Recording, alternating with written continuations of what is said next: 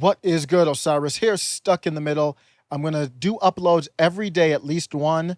I don't know when. I'm not going to lock myself into a time. I want to make sure the videos are quality enough and gives me enough time to put them together. I'll do one video upload each day. In my previous video, I discussed mask mandates and how it's a small ask that's representative of a politicized and bigger problem of feeding into bigger government.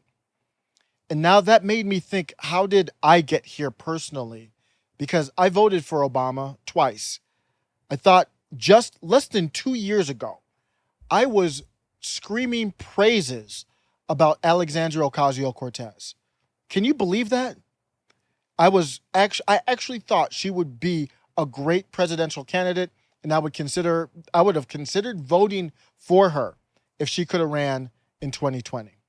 And now I'm making videos about how fugazi she is. The past 18 months have been a big red pill, to say the least. Here too, if anything came out of this motherfucker, was a lot of learning. I done learned so much shit in this little time off. Thank you for the one thing that came good out of this fucking shutdown. I have become more empowered. How would you describe me now? Bridget Phetasy, someone I just found out about, she wrote about it perfectly. Here's what she wrote. Both parties demand totalitarian-like devotion to their ideology, and if you're indifferent, apathetic, or nuanced in your approach to politics, you'll end up in the wasteland of the center, tribeless, unprotected, and increasingly insulated.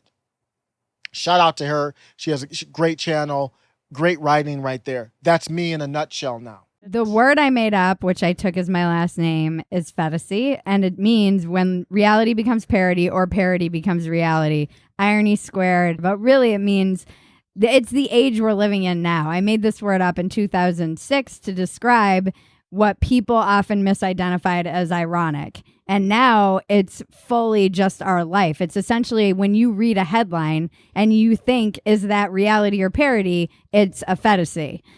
Now you know. How did we all get here? Where if you say, I think we should work on things in a bipartisan manner, I mean, that's the whole point of a representative republic or democracy. And now that's a radical idea. You have to go back to the founding of our country, I think. In the 18th century, Alexander Hamilton once called political parties the most fatal disease of popular governments. And what he meant by popular government is a representative republic where majority rules. That's the popularity. See, the people who constructed this whole thing that we're living under right now knew of the problem political parties posed. James Madison, who worked with Hamilton as well, he wrote, I quote, "A well-constructed union should be its tendency to break and control the violence of faction." He said a well-constructed union should be its tendency to break and control the violence of faction. That's the opposite of what's happening now. We are empowering faction. So under his eyes, this was written in the Federalist Papers, we are not a well-constructed, we're the opposite of a well-constructed union. Our first president that was elected, George Washington, uncontested, ran and elected president. His family fled England in the 17th century when England had a very vicious, ugly civil war between England, Scotland, and Ireland. And it was all based off of political factions. So they were really afraid of that becoming the downfall of the U.S. And that fear is still here. And I think we're at that moment now. When you look at we're talking about hundreds of years ago, but when you look at the grand scheme of life, that's not that long. This is about how the time frame you would think if we're going to fall apart, that it would fall apart. Over the last year, it hit me that the only reason that this two-party system has been able to exist is because no one has posed a threat to it, and this two-party system is really a one-party system. We're giving the impression, we're giving the false choice of two parties, Republican or Democrat. So you're voting for Obama or Mitt Romney. That's a false choice. And the Democrats for the People Act is a representative of this. And Ryan Knight on Twitter, he explains this so beautifully. The first thing about the fight for Medicare for all is we have to understand why we don't have Medicare for all in America. And the reason that we are the only developed nation in the world that does not have a universal healthcare system is because both corporate parties in Washington are owned by the giant insurance companies and big pharma. And so they take large donations from the giant insurance companies, and that is why Democrats and Republicans do not support Medicare for all. And I think we also have to talk about the fact that the Democratic Party, which calls itself the party of quote-unquote healthcare, actually is not the party of healthcare. They're the party of for-profit predatory healthcare. Right now, the Democrats control the entire government, and we can't even get a floor vote on Medicare for all from the party that calls itself the party of healthcare. The way you beat that, the way you beat the machine and corporate power is with people power. And you do that in your local communities. You know, you do that like whole Washington is doing right now up in Washington State. They're taking their power back. They're understanding that our Congress is corrupt, our president is corrupt, and he actually took more money from the giant insurance companies than Donald Trump. When you start to tell people that, it gets them inspired to get in the fight and to build a grassroots coalition. And that's how change really happens. He said in this quote, the Democrats for the People Act should really be called the For the Duopoly Act because it makes it harder for third parties to be viable. And I agree, it's a club. These parties are no different than businesses. Don't get caught up in the Republican fighting Democrats. It's no different than Facebook and Apple. They've got beef. They have had real beef. But when Parler chose to rise up, Silicon Valley was all united and Parler can't rise up because that's outside of the establishment social media companies. No different than Trump is outside of the Republican and Democrat parties. That's why Liz Cheney, for example, there's other ones as well, but let's just focus on Liz Cheney. She's a Republican. Typically, Democrats wouldn't support her. But there's a true outside threat, which are the people who believe in Donald Trump, that pose a threat to that one-party system of Republicans and Democrats, so they embrace Liz Cheney and anyone else who ostracizes Trump and Trump supporters to keep that power. The last time we had true two-party systems with fundamental disagreements was back during the Civil War and pre-Civil War, where you had the Federalist Party and then the Republicans that were described as the Democratic Republicans. Back then, Congress passed the Sedition Act. This act really attacked people who spoke out against President John Adams or the Federalist-dominated government. These parties were debating viciously, just like we are now, the Federalist Party and the Democratic Republicans. And they passed a new law back then that said it made it illegal to conspire to oppose any measure or measures of the government. Does that remind you of anything going on right now? Things got heated back then, just like they are now. The Federalists accused the Republicans of being in league with France. Does that remind you of anything? Now remember, the Democrats and Republicans are the same party. Democrats attacked Trump, saying that he was pro-Russia. He was in league with Russia. And then Trump supporters now, and the Republican Party, because Trump rules the Republican Party at this point, Trump is attacking Democrats as being ruled by China. It's the same thing that we went through in the 18th century. We know that there's a duopoly where it's a one-party system because when push comes to shove, where is money spent? When push comes to shove, what bills are passed? Obama dropped tons of bombs. Republicans and Democrats agreed on that. There was a lot they were fighting over, but when it came to dropping bombs, they agreed, Republicans and Democrats. When it came to bailing out big banks, who agreed? Republicans and Democrats. The president that Donald Trump was compared to the most, Andrew Jackson, no, he had issues because he went against that notion. He was considered more for the people. We look at the COVID-19 Hate Crimes Act and the Juneteenth National Independence Act. I did a video on Juneteenth and why I am very much against it.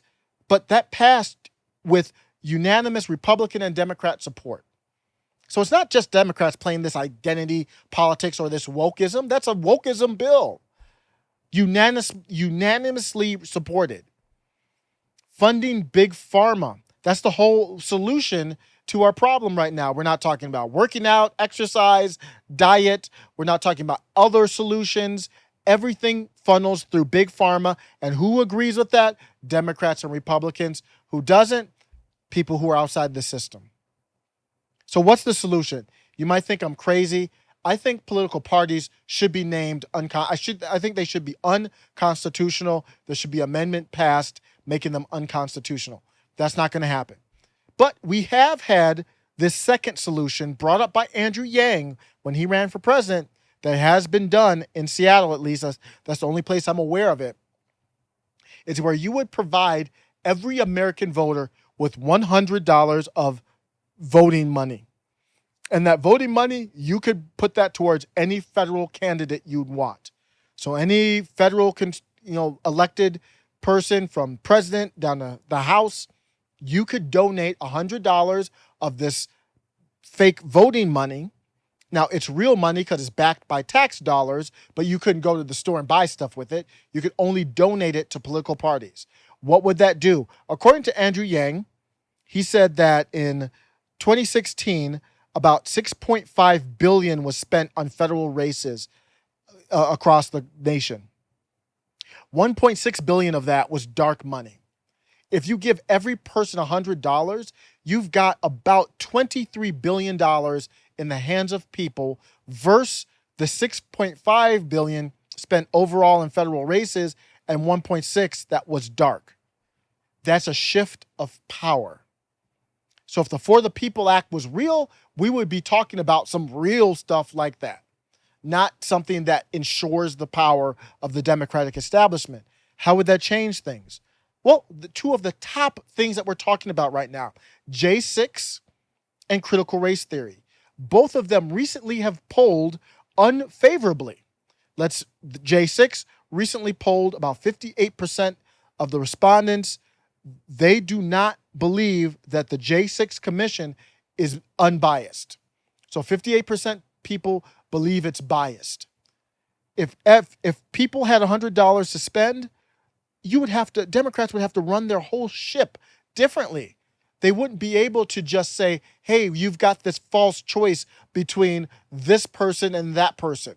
Just like we had this past election, 45 or Biden. And you could easily label somebody as racist or whatever else, especially when Democrats have power over the media. And that just funnels people over to a candidate they don't really believe in, but they just settle for.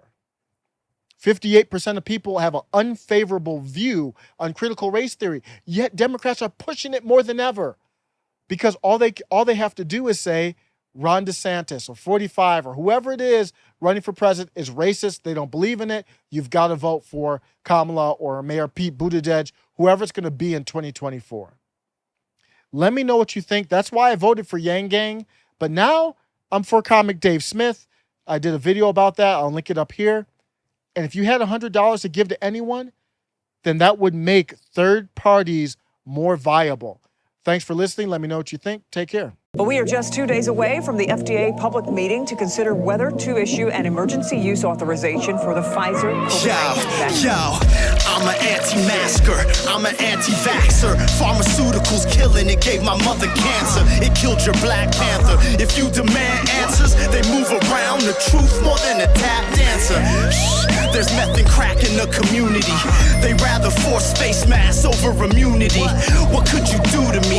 My fans are pouring in. Ain't trying to live in the mask like Mandalorian.